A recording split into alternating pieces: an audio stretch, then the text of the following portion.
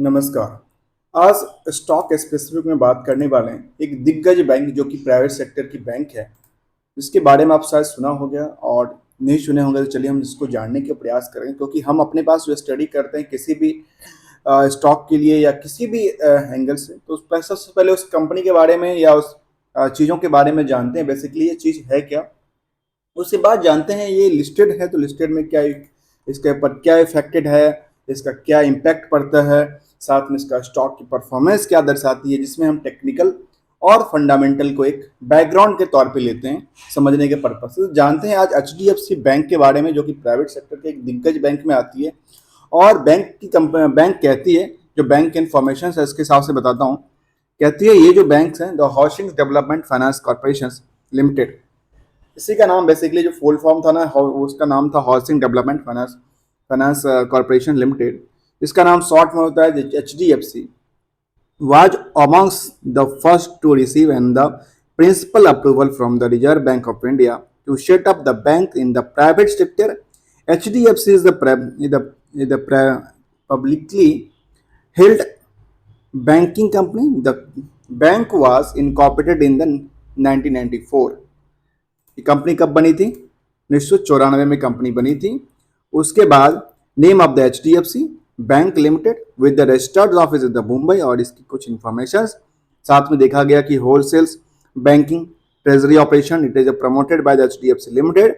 19% के आसपास का होल्डिंग था एज ऑन सितंबर। लेकिन फिलहाल इसकी हम स्थिति को समझते हैं क्या निकल के आती है फिलहाल इसके ऊपर। चलते हैं, यहाँ पे देखा जाए ये डेटा था, मुझे लगता है ये डेटा जो है ना वो अपडेटेड डेटा नहीं है। इस डेटा को अपडेटेड नहीं माने, क्योंकि ये 2020 तक का डेटा है। और यहाँ पे देखा जाए तो इसके H D F C bank जो है वो अभी प्राइवेट सेक्टर के सबसे बड़े बैंक्स में आती है और होल्डी ऑन सब्सिडी पब्लिक के पास है। इसमें कोई प्रमोटर्स प्राइवेटली प्रमोटर्स अभी फिलहाल नहीं है, क्योंकि इसका एक जो मेन प्रमोटर्स था उसका भी होल्डिंग मार्केट में चला गया एक पब्लिक के तौर पे। अब चलते हैं इसके बारे में थोड़ा सा और जाने। और कहती है जो इसका जो बुक वैल्यू है इस स्टॉक का बुक वैल्यू है 519 रुपये का, और मार्केट प्राइस है फिलहाल 1653 के आसपास। ये चेंज होता रहता है डे टू डे के हिसाब से, हमें इफेक्टेड लेता है नहीं लेना है बुक वैल्यू, ठीक है। और इंट्रिंसिक वैल्यू है 1031 के आसपास। अर्थात ये यदि मैं इन दोनों को ऐड कर दूं तो वैल्यूशन कितने की आती है, एक सिंपल समझने के लिए इंट्रिंसिक वैल्यू और इस वैल्यू के आसपास की वैल्यूशन को हिसाब से देखा जाए तो इसके आसपास निकल के आती है, ठीक है। अब आती है जो प्राइस टू बुक्स वैल्यू है, बहुत बड़ा नहीं है, 3.21 टाइम्स के आसपास इंक्रीज हुआ है। स्टॉक को जो पी मिला है यहाँ पे, जो कि पोटेंशियल मिला है मार्केट के लिए, वो मिला है कितना 19% के आसपास। और सेक्टर वाइज जो मिला है वो मिला है 13% के आसपास। अर्थात सेक्टर वाइज के हिसाब से देखा जाए तो यहाँ पे 13% का है इस बैंकिंग सेक्टर में। लेकिन इस कंपनी को अर्थात H D F C bank को, इस बैंक को ज़्यादा पी मिला है एज पर द मार्केट की पोटेंशियल को लेकर। मार्केट के बारे में पता है, नंबर ऑफ शेयर्स मल्टीप्लाई होता है current market price. Debts to equity की बात करो तो ये बैंकिंग सेक्टर की कंपनियां हैं, और बैंकिंग सेक्टर की कंपनियां में डेट्स नहीं होगा तो काम कैसे चलेगा, क्योंकि ये भी तो लोन लेके लोन आपको देती है। यहाँ पे प्रमोटर्स होल्डिंग में देखेंगे तो प्रमोटर्स होल्डिंग कुछ भी नहीं है, मैंने पहले कहा ये 100% हो गई पब्लिक के पास, और पब्लिक के बेस पे ही कामकाज करती नजर आती है आजकल। ये बहुत सारा कंपनी इस तरह से पब्लिक के पास चला गया। सबसे पहले एक कंपनी थी LNT, जिसका जिक्र हम करते थे हमेशा, लेकिन आजकल बहुत ढेर सारा कंपनी है जो कि पब्लिकली होल्ड्स 100% होल्डिंग है। ROC की बात करो 9.50 और ROE की बात करो 22.1 के आसपास। फेस वैल्यू है ₹1 के आसपास का। कंपनी डिविडेंड पेइंग कंपनी रही, हमेशा डिविडेंड पे देती है। करंट रेशियो की बात करो तो निकल के आते 3.38 के आसपास। ये तो थोड़ा सा इसका फंडामेंटली हाईलाइट्स की बात थी। अब इसको हम थोड़ा समझते हैं मार्केट के स्ट्रेटजी के हिसाब से। मार्केट में थोड़ा सा गिरावट था, और मार्केट में गिरने के बाद अभी मार्केट में गिरावट के बावजूद भी देखिए इसकी चार्ट में देखने को आती है एक एवरेज प्राइस के आसपास आके खड़ी हुई है। इससे पहले देखा जाए तो ये इसके आसपास आके खड़ी हुई थी और यहीं पे आके फिलहाल खड़ी है। इसके नीचे का अभी रिसेंटली कुछ दिनों में इसमें स्विंग की तरह कामकाज करती नजर आती है। इसकी जो चार्ट देखने में आती है। चार्ट में स्विंग स्ट्रेटजिक स्विंग इंडिकेटर के हिसाब से मार्केट अच्छी खासी जंप करती नजर आती है, जहाँ पे हम देख सकते हैं कि स्विंग के हिसाब से सीधे के सीधे जंप करती नजर आती है स्टॉक्स। जब गिरा था तो गिरा भी था, सीधे के सीधे स्विंग, फिर देखिए इसका स्विंग्स, फिर छोटी सी स्विंग्स। ये स्विंग स्ट्रेटजी से मार्केट हमेशा गिरा है और चढ़ा है, तो इसका हमें ऐसा लगता है यहाँ पे मार्केट स्विंग हिसाब से कामकाज करती नजर आती है। इसका इसका स्टॉक में क्या परफॉर्मेंस निकल के आती है, फंडामेंटली कितना सपोर्ट करता है। 52 वीक की तरफ ध्यान दिया था, 52 वीक अभी 1757 तक गया था। लो की बात करें तो 1363 तक है। इन दोनों की बहुत बड़ा गैप नहीं था, अर्थात जो इसका जो ये कह सकते हैं स्टॉक में क्या निकल के आती है, स्टॉक में एक रेजिस्टेंस निकल, वो रेजिस्टेंस नहीं, इसको ये कहा जा सकता है स्टॉक में एक एक सपोर्टिंग जोन जोन निकल के आती है, जहाँ पे स्टॉक्स उससे ज़्यादा नहीं जाती, उससे कम भी नहीं गिरती है। आगे कहते हैं रेजिस्टेंस और सपोर्ट की बात किया हमने, थोड़ा सा पार्ट्स लिया। अब आते हैं प्राइवेटली, तो थी अब 1 साल की चार्ट को देखें। जब हम चार्ट को देख रहे थे, चार्ट में क्या नजर आता है 1 साल के चार्ट में, इसमें हुआ क्या। इसमें पता है, इसमें इसमें गिरावट आई थी लगातार। इसमें देखिए, मैं इसको देखूं तो ये आकलन के हिसाब से स्टॉक में धीरे से गिरावट थी। जब चढ़ी तो लंबी गिरावट चढ़ी थी और फिर स्विंग की तरह ये नीचे गिरा था। उसके बाद मार्केट एवरेज के आसपास कामकाज करती नजर आई थी, थोड़ी सी हल्की। उसके बाद दोबारा इसमें क्या हो रहा है, दोबारा इसमें स्विंग वाली पोजीशन बनती नजर आती है। इस हिसाब से यहाँ पे गिरा था और इस हिसाब से जिस हिसाब से यहाँ पे चढ़ा था उस हिसाब से यहाँ पे चढ़ती नजर आती है। और यहाँ पे कुछ टाइम्स के हिसाब से यहाँ पे पुल बैक निकल के आती है, यहाँ पे अच्छा खासा प्रॉफिट बना है। फिलहाल ट्रेंडिंग देखूँ तो ट्रेंडिंग क्या दर्शाता है, 1 महीने की ट्रेंडिंग दर्शाती है। 1 महीने में लगातार स्टॉक ऊपरी सतह के लिए तैयार होती नजर आती है। और यहाँ पे देखा जाए तो अच्छी खासी 3 महीने के चार्ट में अच्छी खासी बुलिश नजर आती है स्टॉक। अब आते हैं इसकी मार्केट में क्या है इसके लिए। सबसे पहले देखा जाए 20 तारीख को इसमें कंपनी ने कहा कि हमारा बोर्ड मीटिंग हुआ था और हमने क्या क्या एम्प्लॉय के लिए एम्प्लॉय स्टॉक ऑप्शन स्कीम के तहत हमने अलॉटमेंट किया है शेयर्स का।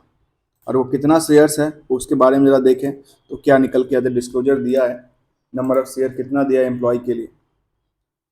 एम्प्लॉय स्टॉक एक्शन और एम्प्लॉय स्टॉक ऑप्शन स्कीम में HDFC बैंक ने जो स्टॉक ऑप्शन में दिया है एम्प्लॉय के लिए, वो दिया है करीब मैक्सिमम ऑफ द कितना शेयर्स हैं द निकल के आती है board which is the exchange according to the.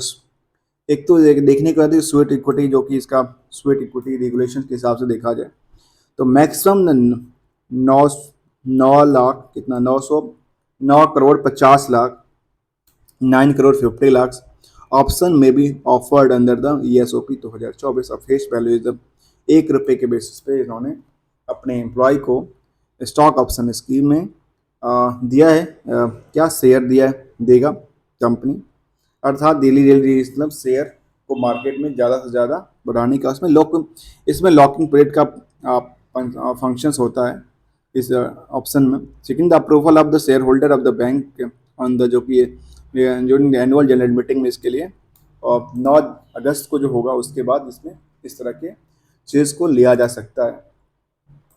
अब चलते हैं इसका लेटेस्ट और कुछ नया अपडेट की तरफ। तो नया अपडेट में कुछ और ऐसा निकल के नहीं आता। इससे पहले भी देखने को मिला था अलॉटमेंट ऑफ ESOP के लिए 14/6 को उसने अपडेट किया था, अनाउंसमेंट किया था। और उसके बाद देखने को मिली थी कि स्टॉक ऑप्शन की स्कीम था, उसमें 10 तारीख से अर्थात ग्रांट्स किया था। कॉर्पोरेट एक्शन तरफ ध्यान दिया तो कंपनी जो है वो लगातार डिविडेंड पेइंग कंपनी है।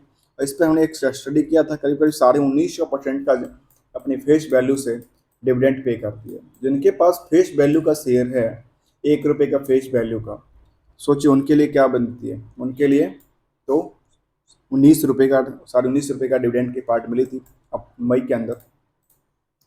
इसके बाद देखा जाए तो निकल के आती है इसका रिजल्ट की पार्ट। रिजल्ट की पार्ट में अच्छा खासा इनमें ग्रो लेवल देखने को मिला। ग्रो लेवल बहुत नहीं था, 1000 करोड़ के आसपास का निकला था। और यदि नेट प्रॉफिट को देखा है तो इसके अंदर नेट प्रॉफिट बहुत बड़ा नहीं था, एज पर जो छोटा सा था लेकिन था। और जहाँ पे नेट प्रॉफिट मार्जिन को देखा जाए तो वहाँ पे थोड़ा सा कम देखने को मिला पिछले पीरियड से। इसको हम समझते हैं पूरे कंसोलिडेट डेटा की तरफ क्या निकल के आती है।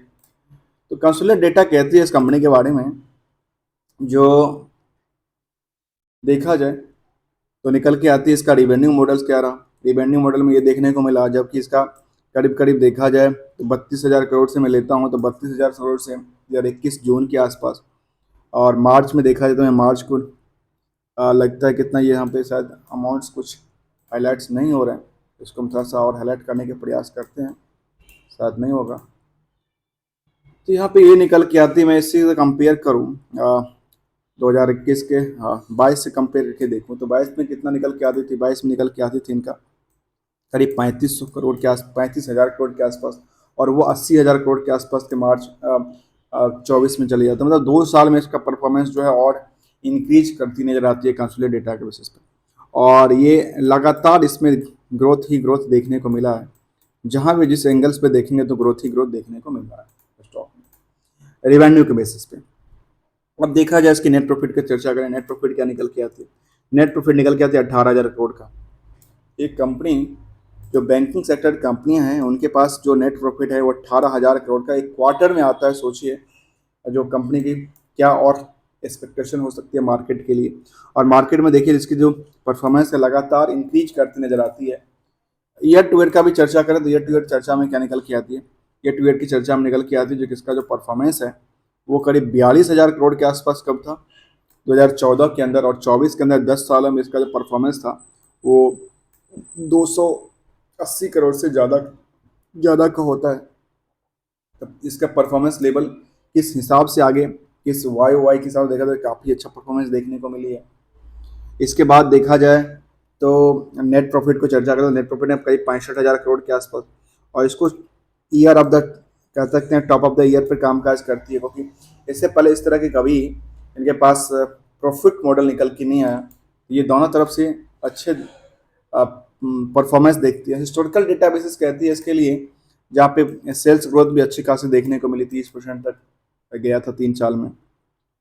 कंपाउंड प्रॉफिट ग्रोथ की बात करूँ तो ये भी करीब 1 साल में 3 साल में 26% तक गया था, और इससे पहले 5%, मतलब 26-25% के आसपास एवरेज देखा जा सकता है। स्टॉक प्राइस सीजीआर देखा है तो यहाँ पर डाउन शेयर देखने को मिला टाइम फ्रेम के हिसाब से। रिटर्न ऑन इक्विटी की बात करूँ तो ये अच्छा संग, तो कुछ हिस्टोरिकल डेटा अच्छी नहीं दिखती, क्योंकि उसमें क्या होता है अक्सर कुछ ना कुछ मार्केट में उस पीरियड के हिसाब से उस क्या होता है, मार्केट बुल और बियर मार्केट को कंपेयर करने के बाद ऐसा डेटा निकलती है। अब इनका डेटर्स की पार्ट में एक रेशियो देखो तो इनके पास डेटर्स की कुछ पार्ट होती नहीं है, और इन्वेस्टर की तरफ ध्यान दिया जाए तो इन्वेस्टर में क्या निकल के आती है, इनके पास प्रमोटर्स जो हैं कम्प्लीटली नहीं है, प्रमोटर कोई है ही नहीं। जो प्रमोटर थे वो सब के सब कन्वर्ट हो चुके हैं। इनकी प्रमोटर क्या थी, इनकी प्रमोटर्स मेन इनकी होल्डिंग कंपनी थी, HDFC housing development financial corporation limited थी। करीब इनके पास दोनों मिला के थी इन्वेस्टमेंट लिमिटेड, और दोनों मिला के 25% के आसपास पोजीशन थी। लेकिन वो सब के सब पोजीशन शिफ्ट होकर कहाँ चला गया, पब्लिक में। और सबसे बड़ा यहाँ पे देखने को ये मिली, जो यहाँ पे सबसे बड़ा जो पोजीशंस हैं वो है FI की। FI की पोजीशन ने लगातार इंक्रीज किया है। इसको देखा जाए तो जून में 23 में करीब 33% था, फिर 52% होता है, फिर 52%। अर्थात इस कंपनी को ये कहा जा सकता है कि प्राइवेट सेक्टर की कंपनी को ज़्यादातर जो इन्वेस्टमेंट है वो FI की तरफ से है, और FI में कुछ बैंकिंग है या कुछ ऐसा गवर्नमेंट ऑफ सिंगापुर जिनके पास 2% holding, government pension fund global जिनके पास 2% होल्डिंग। जो 47% की फिलहाल होल्डिंग है उसमें कोई बड़ा नाम चेहरा नहीं दिखता, क्योंकि इनके नंबर ऑफ शेयर काफ़ी ज़्यादा हैं। कोई एक पर्सन के पास या कोई एक कंपनी के पास, कोई एक FI के पास पूरा होल्डिंग नहीं है, थोड़ा थोड़ा करके होल्डिंग है।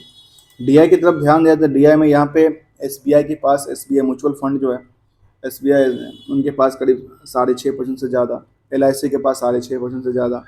ऐसे ही देखा जाए तो ICICI प्रूडेंशियल के पास, HDFC ट्रस्टी AMC के पास, और UTI के पास, मतलब जितनी भी कंपनियां हैं वो सब के सब पैसा यहाँ पे ऑलमोस्ट लगा हुआ है, क्योंकि इनकी सेक्टर में सेक्टर बार परफॉर्मेंस को लेकर के।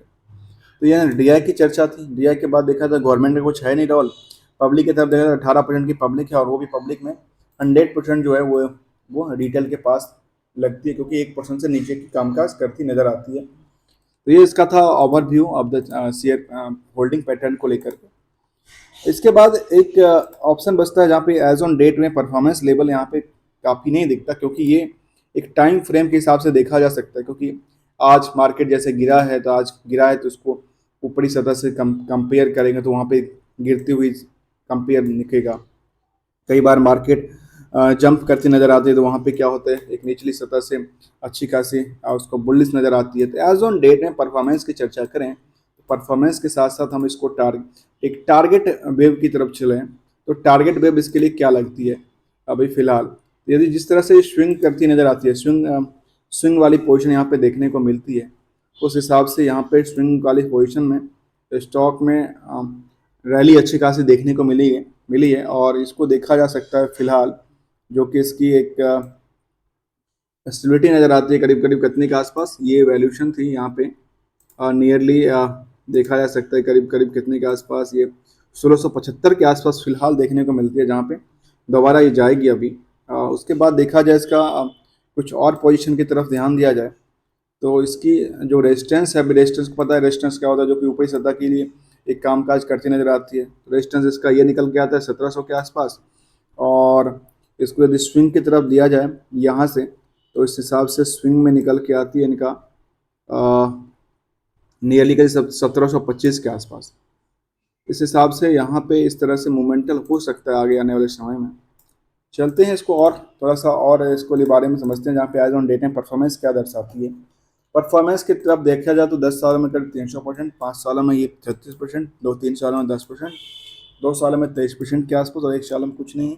ये टाइम फ्रेम के हिसाब से, लेकिन बॉटम के बेसिस पे देखा जाए जिन्होंने जिस पोजीशन में लिया, मान लेते हैं इसको कभी कंपेयर करने के लिए, जिनके पास इस पोजीशन में आकर के कोई स्टॉक पोजीशन बनाए तो उनके लिए तो यहाँ पे बल्ले बल्ले, क्योंकि इनकी परसेंटेज जो ग्रोथ है वो काफ़ी हाई हो जाती है, चाहे उन्हान के। और जिन्होंने इस पोजीशन पर आकर के काम किया है, चाहे इस पोजीशन में आकर के खरीदारी किया है या फिर बिकवाली किया है एक पैनिक की वजह से शॉर्ट टर्म के लिए, तो फिर उनको क्या हुआ, तो फिर उनको नुकसान का सामना करना पड़ सकता किया हो सकता है। ये मार्केट में यदि इक्विटी है तो इक्विटी में पेशेंस की ज़रूरत होती है। 6 महीने के डेटा और बाकी डेटा में क्या लगती है, जो थोड़ा सा गिरावट थी, लेकिन एज ऑन डेट में थोड़ा सा इंक्रीज देखती है, क्योंकि ये जो परफॉर्मेंस है वो कंपेयर करने के लिए यदि हम इस टाइम फ्रेम सिस्टम पर देखेंगे, इसमें परफॉर्मेंस ही दिखती नज़र आती है, चाहे इस तरह से करें या फिर इस एंगल से करें। दोस्तों, अभी तक आपने मेरे चैनल को सब्सक्राइब नहीं किया तो प्लीज़ सब्सक्राइब कर लीजिए और इसी तरह के वीडियो देखने के लिए। अब एक ना इसमें चार्ट को एवरेज वैल्यू के हिसाब से देखा जाए तो क्या निकल के आती है। 1 साल के एवरेज को देखें, इसमें कोई बात बनती नहीं है। 1 महीने के एवरेज को देखूँ तो कुछ बात बनती नहीं है। 3 साल के एवरेज को देखूँ तो कुछ बात बनती नहीं है। 10 साल के एवरेज को देखूँ तब भी कुछ बात नहीं बनती है। इसका एवरेज यदि 10 साल का भी देखा जाए, एवरेज के आसपास जो यदि काम करती नज़र आती है तो ये 1600 के आसपास के काम करती निकल के आती है, लेकिन स्टॉक उससे ऊपरी सतह पे कामकाज करती नजर आती है। और सबसे टॉप लेवल की बात करूँ तो अभी तक के सबसे टॉप पे कारोबार जब किया था इसका तो वो ये किया था इसके 1700-1750 के आसपास, अब 1800 के आसपास का टारगेट ये अचीव करेगा। क्योंकि जब भी देखने को मिला इस स्टॉक में थोड़ी सी गिरावट, अब देखिए थोड़ी सी, क्योंकि मार्केट एक अच्छा बुलिश है इसमें, क्योंकि सारे के सभी इन्वेस्टर्स इसमें बड़े लेवल के इन्वेस्टर्स हैं। यहाँ पे जब भी थोड़ा सा गिरा है मार्केट हमेशा जंप किया है। इसकी ट्रेंडिंग ये कहती है, ट्रेंडिंग में इस तरह के ट्रेंडिंग हमेशा देखने को मिला। यदि थोड़ी गिरावट भी है तो ट्रेंडिंग बनती नज़र आती है। एनालिसिस की तरफ ध्यान जाए तो कंपनी के एनालिसिस की तरफ देखिए तो कंपनी कहती है एक्सपेक्टेड द गुड क्वार्टर और प्रॉफिट ग्रोथ का 23% के आसपास है। और maintain in the healthy dividend part की मेंटेन करती है। पीएस कंपनी में इसके पास ICICI, Axis, Kotak Mahindra Bank, Indus और IDBI, येस बैंक जैसे बड़ी दिग्गज यहाँ पे सामने आती हैं, जिसके परफॉर्मेंस को हमने समझने का प्रयास किया है थोड़ा सा पार्ट्स को लेकर के, जहाँ पे हम फंडामेंटली और टेक्निकल ट्रेंड में थोड़ा सा हाईलाइट को लिया है। Thank you so much for joining here. हम बात कर रहे थे आज HDFC बैंक के बारे में।